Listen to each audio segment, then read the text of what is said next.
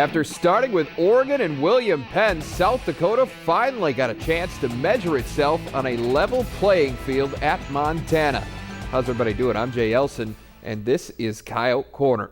The Grizzlies, who were also getting their first FCS test of the season, came into this contest ranked 4th in the country, making them the 5th consecutive FCS opponent ranked inside the top 20 for USD. A record crowd of 26,003 on hand at Washington Grizzlies Stadium, where the Coyotes hope to score their first win in Missoula since 1965. First quarter, the defense looked to provide a spark. Ryan Hillier blows up the reverse, drops Ellis Henderson for a 10-yard loss, and knocks Montana out of field goal range. 2 plays later, looked like the defense was going to get off the field, but the Coyotes instead get flagged for unsportsmanlike conduct after a 3rd down incompletion. That kept the Grizz drive alive, and they make it count. A few plays later, John Wynn takes it in from 9 yards out, and it's 7-zip Montana. Same score in the second. Coyotes start to get things going offensively. Jasper Sanders finds some space. 15 yards to the Montana 11. First down USD.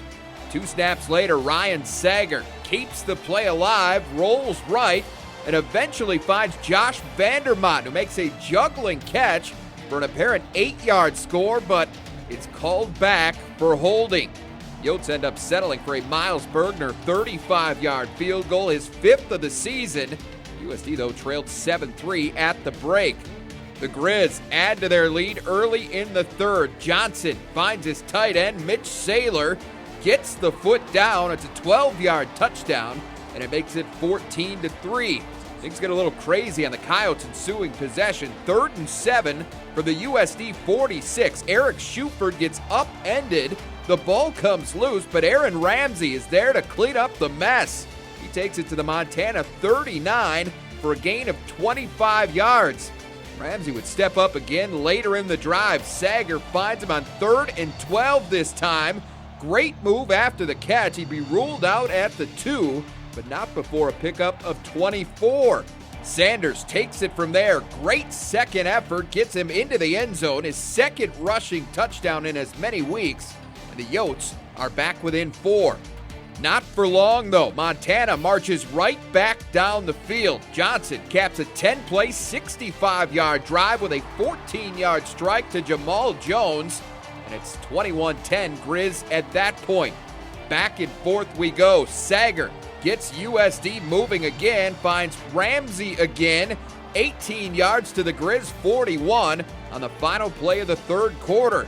More Ramsey to start the 4th.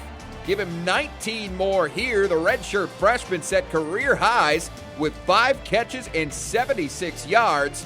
That one set up a 29-yard Bergner field goal to make it 21-13. The defense would follow with a stop, so the Yotes get it back with a chance to square things up.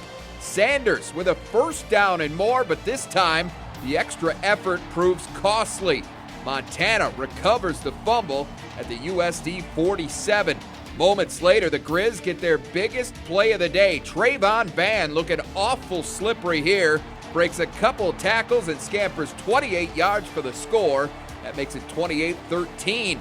Seemed like that might do it, but USD shows some fight. Sager delivers a strike to Shuford, and he does the rest. 31 yards for his first career touchdown to make it an 8-point game. But the rally ends there. The onside kick is unsuccessful, and Montana is able to run out the clock. They hold on to win it 28-20. Ryan Sager finishes 16-25 for 183 yards with 1 touchdown and 2 interceptions. He was also sacked 4 times. Ramsey and Shuford, meanwhile, combined for 8 catches, 142 yards, and a score for the Coyotes, who fall to 1-2 on the season. Well, it wasn't the result they wanted, but the Coyotes do have some things to build on. Find out what head coach Joe Glenn liked about his team's performance in Missoula when we come back. Coyote Corner on Midco Sports Network is presented by Billionauto.com.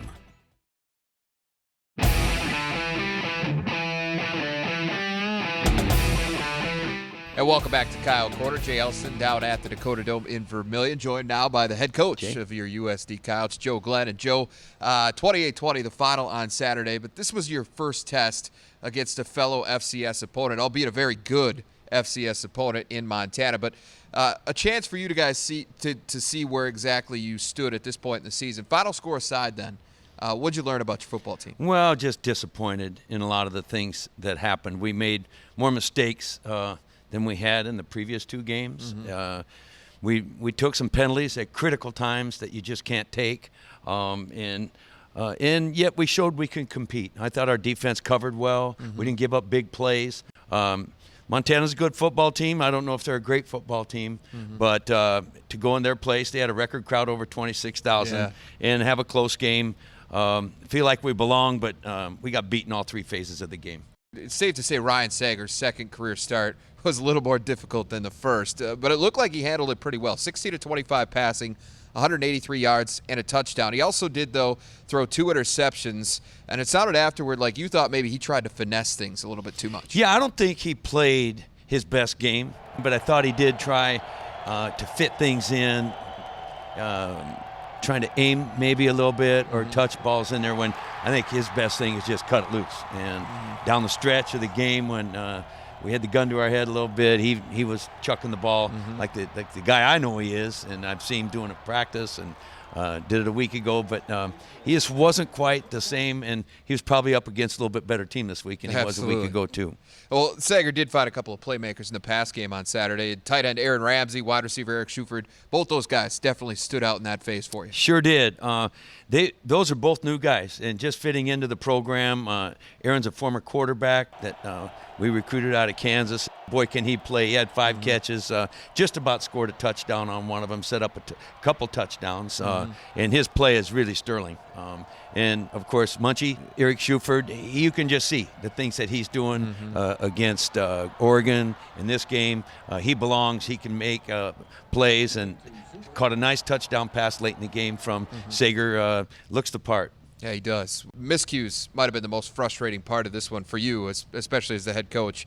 Whether that be turnovers, penalties, punting problems, the Grizz were able to use all of those things against you at one point or another. Well, this is where the frustration comes in. The penalties, we threw a touchdown pass and in the first half, and we had a holding call. We missed a couple punts. We had a 8-yard punt and a 16-yard punt. Can't do that in a big league game. And unsportsmanlike conduct penalty that we would have had them on third down, fourth down and 20 at our 37-yard line. Instead, they called it unsportsmanlike conduct for us chipping, and we did. And that moved the ball 1st and 10 at the 22, and they score, and pretty much the difference of the game. Yeah. Defensively, there was some encouraging signs, I thought, particularly in the secondary. It seems like that group, they got a real measuring stick of where they were at now. It seems like they're really starting to come together.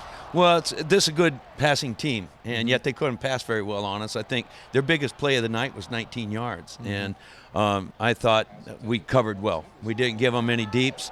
I thought Steve Tellefson ran with really good receivers. We need to tackle better from the secondary level. I think that hurt us. They had a touchdown run for 28 yards late in the game with 6 minutes left that pretty much iced it for them. We missed a couple tackles on that, and our secondary's got to tackle.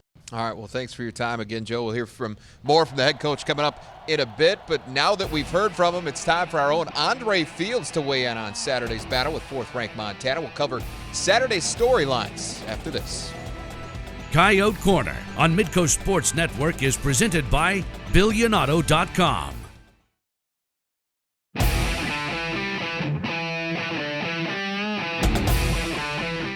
And welcome back. Well, there's plenty to talk about following the Coyotes' loss to Montana. Some good, some not so good. And here to weigh in on that is our own Andre Fields. It's time for Saturday's storylines, Andre. When you come up just short, as the Coyotes did on Saturday in Missoula, you can usually go back, pinpoint a handful of plays that you really wish you had back, and that'll definitely be the case in this one for USD. Turnovers, penalties, couple of poor punts.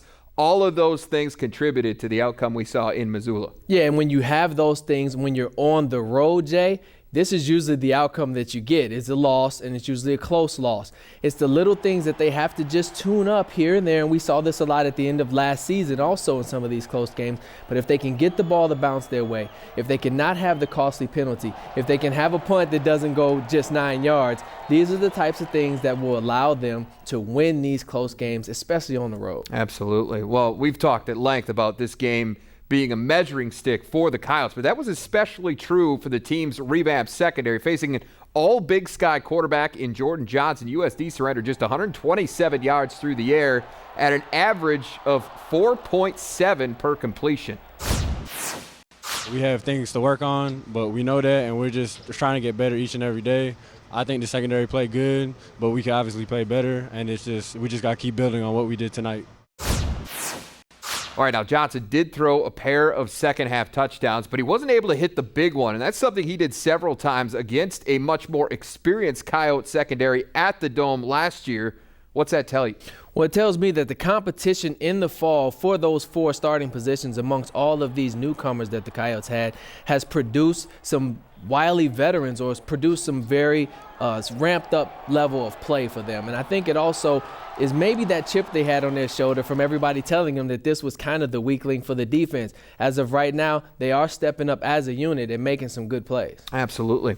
All right, let's move to the quarterback now. Safe to say that the level of difficulty from start 1 to start 2 for Ryan Sager went up significantly. And while he did turn it over a couple of times on Saturday, he also showed a lot of poise late, leading 3 second-half scoring drives to keep the Coyotes within striking distance. Now, bottom line, second career start against that team in that environment, and there's room for improvement, sure, but it's pretty easy to see why the confidence were so confident handing him the keys after the injury to Kevin Earl. Yeah, and I think you mentioned it just a few seconds ago, Jay, poise. It's a level of poise that he brings to the offense that I think that the Coyotes are feeding off of right now. He doesn't want to force balls into tight situations. We've seen that. But he is also very conscious of not putting it out there, where it's in harm's way. He takes his times, he takes his reads. If it's not there, he makes the run if he has to. He puts some balls out of reach, but that was maybe a little bit trying to make things happen late. But for right now, I think he's doing a really good job of managing the offense. I know quarterbacks don't like to be considered managers, but right now I think that's really what he's doing well. Yeah, in this case, it's an absolute compliment, especially when you're the backup guy trying to get the team through a spot when your starter gets injured. All right, finally, Sager has found a pretty good target here in the last couple of weeks in tight end. Aaron Ramsey, the redshirt freshman from Stillwell, Kansas, caught 5 passes for 76 yards on Saturday, including a couple of big third down conversions. He is emerging as a real playmaker for this football team. Aaron is a great player, and he's going to be a great player. He's going to be a 4-year starter for us, and I trust him with every throw that I throw to him. Now, the coaches have been raving about this kid all fall, and we're starting to see it for ourselves. And if this production continues, he's certainly going to add a whole new dimension to this Yotes offense. Yeah, and when you have a playmaking tight end, it just creates so many other opportunities for the guys on the outside, for the guys on the inside running. It's something that we haven't really seen in a few years since Tyler Wilhelm was making big plays. If they can really get him going and get him involved, it's going to open up so many more opportunities. Absolutely. It's an encouraging thing for him, and he's got a bright future ahead of him if this all does continue. All right, well, the Coyotes will return to the Dome this weekend to take on yet another nationally ranked opponent. We'll preview the matchup with Northern Arizona after this. Coyote Corner on Midco Sports Network is presented by BillionAuto.com.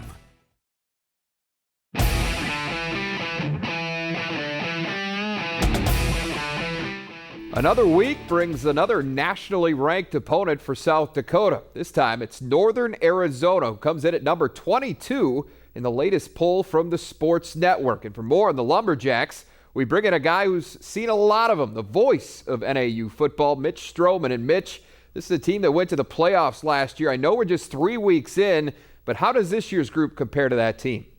Well, I'll tell you what, Jay, there are 46 new players on the NAU Lumberjack football roster this season. We have a lot of turnover from last year. A lot of those new guys are true freshmen, Jay, and a lot of those true freshmen are either starting or they're getting significant playing time already through the first 3 games of the season. Our Coyotes coach Joe Glenn speaks very highly of NAU quarterback Kyron Pose, back for his junior season. Have the coaches down there been as pleased with his progress from year 1 to year 2 as the starter? Yeah, very much so. When you look at Kyron Poe as an athlete, he's one of the best athletic guys on the Lumberjack roster. He can move the pocket when he needs to. He can be very, very accurate with a very strong throwing arm downfield, and he's now really starting to develop the ability to have some touch on his passes when touch is needed.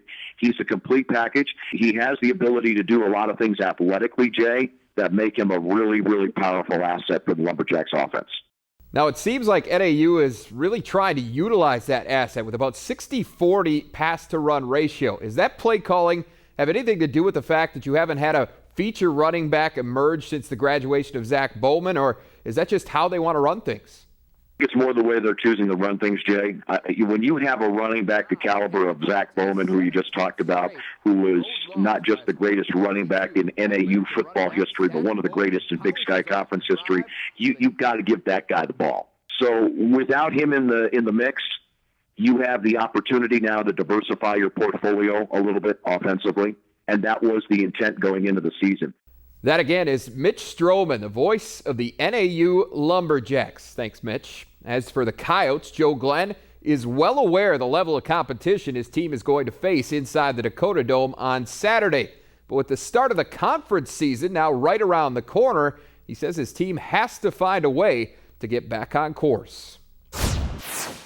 Our offense has got to be better. We've got to click sooner. We only had 4 plays in the first quarter last week. Can't happen. Our defense did a lot of things better. We got more things we can do better in our kicking game. We're still perfect in place kicking. However, our punting is just abhor.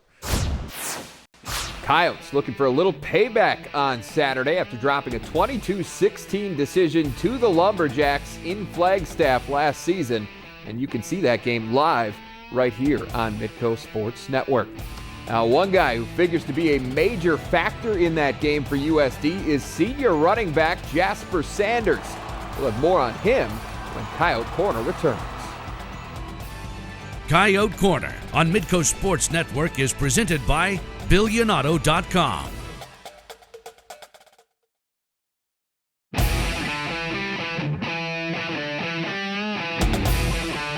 And welcome back. Well, through the first 3 games of the 2014 football season, the University of South Dakota running attack has been clicking, with the Coyotes averaging 222 yards on the ground per contest. Now, that success can be attributed to strong play from the offensive line and the talented, healthy trio of running backs they've been blocking for, with healthy being the key word. For more on one Yote tailback who's back in the fold after missing all of last year due to injury, here's Alex Heinert. Out for the season are 4 of the toughest words to hear in sports, and for senior running back Jasper Sanders, they were especially difficult to take during the summer before his junior year at the University of South Dakota. After all, Sanders had emerged as a go-to playmaker the season before, his first with the Coyotes after transferring from Butler Community College in Kansas. Upon arriving in Vermillion, Sanders quickly established himself as USD's top return man and finished the year 3rd on the team in both rushing yards and touchdowns. With feature back Marcus Sims set to graduate, Sanders' role was due to expand even more in 2013, but a wrist injury during summer workouts would change all that. I was actually cleaning, power cleaning, and I was trying to break the school record. And the thing is, I got it the first time, I just didn't pick it up. And then the second time I tried it, and then it just happened. I thought it was a sprained wrist, but next thing I know, I got to go get surgery next day. What he thought was a sprained wrist was actually a break. At first, they told me a couple weeks maybe. Then it started settling in. I was like, a couple weeks is like camp. And next thing you know, I was like, I'm missing the season. It's horrible. And while the news was hard to take, Sanders thankfully didn't have to deal with it alone. I had a lot of family support, and people here too. They would all just help me out with a lot of stuff I needed and just keep me up, not staying down, nothing like that. Even though missing a year of playing time was never in the script, the time away from the field has only served to make Sanders better. I think he's certainly grown as a person. That's tough. Some adversity that he went through last year, and that's what makes great players is he's responded to the adversity he went through, and it certainly helped his game, and now he knows he's got one more chance to really prove what he's made of, and he's certainly off to a great start doing that. That great start has come in the form of 249 yards on the ground and 2 touchdowns, making Sanders USD's leading rusher through 3 games. His presence has also been felt in the passing game and on returns, as he's currently 4th in the Missouri Valley in all-purpose yards. Clearly, the now fully healed senior tailback has been making up for lost time this season, both on and off the field. He does a good job as leadership. You can tell that he was voted captain by his teammates. But I think one thing that Jasper separates himself from the other guys is just his athleticism.